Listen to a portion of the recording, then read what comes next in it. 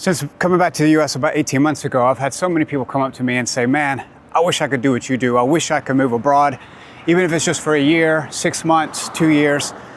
And I look at them and say, well, you can. I mean, you can do that. And they look at me and give me so many excuses and so many reasons as to why. And it's not that they don't want to, but they feel like they can't. So I've been reflecting on this for some time and trying to figure out what is it that is holding people back from taking opportunity to go out and experience the world. So I'm going to kind of outline some of my thinking and what I've observed and just some of the responses that I've gotten back from people indicating as to why they can't move abroad. The first thing that I've noticed is that it's really a systems thing. I mean, the US passport, well, it was, or hopefully it still is, one of the stronger passports in the world.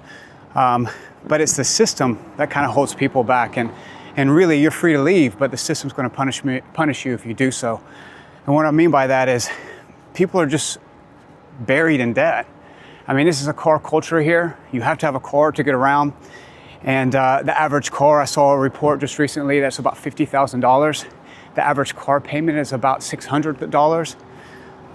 People can't afford that. People can't afford to leave. They just can't afford just to pick up and go because they have these payments. And on top of that, student loans, the average student who graduates high school is sitting around, college is sitting around $40,000 of student loan debt. That's about a $400 a month payment. And they're kind of stuck. They have to go straight into the workforce. They can't take that time off to take a gap year, to explore the world, or even to work and live abroad. And this is that fear that people feel. I can't leave because I have these financial burdens. I'm not even talking about credit cards. I mean, the credit card debt in this country also is crazy. And I've noticed that since living here.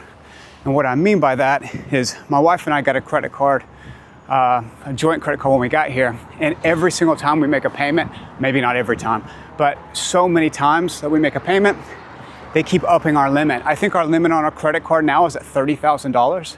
30 grand, $30,000 that we can go into debt. Outrageous.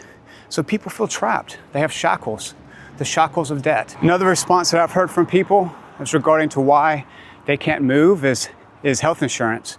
And health insurance in this country really is attached to employment. So if someone quits their job, boom, uninsured. Well, you can sign up for a program called COBRA, which is where it extends the employee's health insurance for about 60 days, but you're paying everything. So you're looking at hundreds, if not thousands of dollars a month for your health insurance. And people just get scared. Like, I've got a good job that offers benefits. There's no way I could leave or take a gap year or explore the world. Even if I leave a month from the day I quit, I'm uninsured for a month. And the cost of medical bills in this country, I understand why people are scared and don't want to go. So again, it's more of a systems thing. The system drags you in and it brings you here. Another observation and something that people say to me is like, hey, James, I can't leave my family. I have aging parents and I cannot leave. And I get that. And I think that is a really strong argument to be made about, hey, I've got family. But one thing that I've noticed is here in the American culture, as opposed to even the British culture that my wife is from and lived in, there's a much more openness of moving abroad in Europe and in the UK, to where it's like, okay, yeah.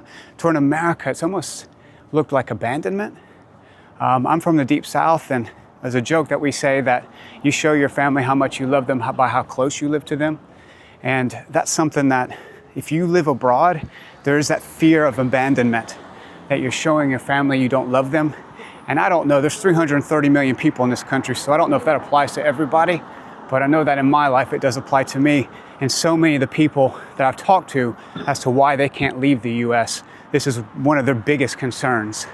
But the irony is I see my family living abroad more than a lot of my friends see their family who live in other states. I have friends who see their family maybe once or twice a year. What's the difference?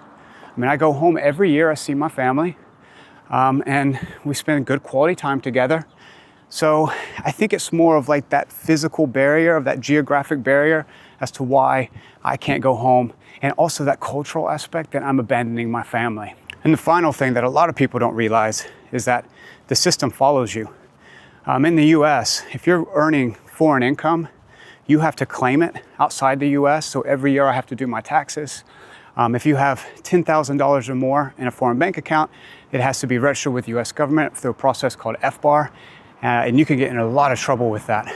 If you make over $120,000, I think it is, then you have to pay tax on top of that to the US, plus the local tax of which you're paying. So there's just a lot of systems that really encourage you to stay in the US. So when people look at me and say, you know what, James, I can't do it, I can't leave, I'm a little bit more empathetic because I understand where they're coming from. So let me know, tell me your experiences. Is it easy to leave your country? Are there societal, cultural systems, pressures that are keeping you back? If you experience that sense of abandonment, that you are abandoning your family, how did you overcome that? I'd love to know your thoughts and comments, and thank you. And I've got 5.5 months till I move to China, so things are getting real.